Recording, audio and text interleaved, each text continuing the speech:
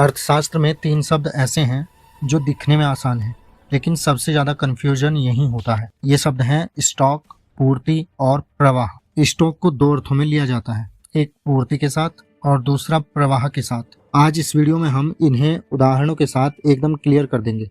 Stock का अर्थ है किसी वस्तु की वह कुल मात्रा जो किसी विक्रेता या उत्पादक के पास किसी निश्चित समय पर उपलब्ध होती है।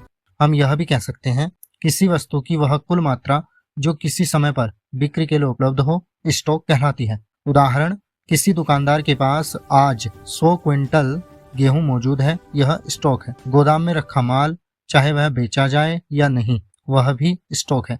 यानी जो वस्तु मौजूद है वह स्टॉक है। अब आते हैं पूर्ति पर। पूर्ति का अर्थ है स्टॉक में से वह मात्रा जिसे विक्रेता किसी निश्चित मूल्य पर और निश्चित समय में बेचने को तैयार हो। इस प्रकार भी कहा जा सकता है कि किसी वस्तु की वह मात्रा जिसे विक्रेता किसी निश्चित मूल्य पर निश्चित समय में बिक्री के लिए प्रस्तुत करता है, पूर्ति कहलाती है।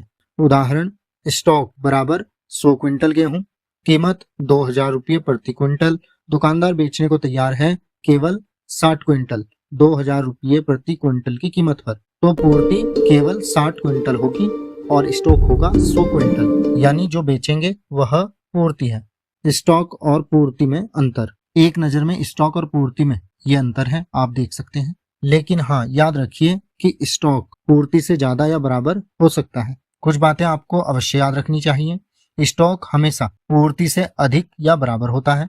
पूर्ति मूल्य पर निर्भर करती है, स्टॉक नहीं। बिना स्टॉक के पूर्ति संभव नहीं, लेकिन बिना पूर्ति के स्टॉक हो सकता है। याद रखने के लिए ट्रिक, जो है वह स्टॉक है और जो बेचेंगे वह पूर्ति है। अब बात करते हैं स्टॉक और प्रवाह की। इस दृष्टिकोण से स्टॉक वह मात्रा है, वह परिमाण है जो किसी निश्चित समय बिंदु पर मापा जाता है।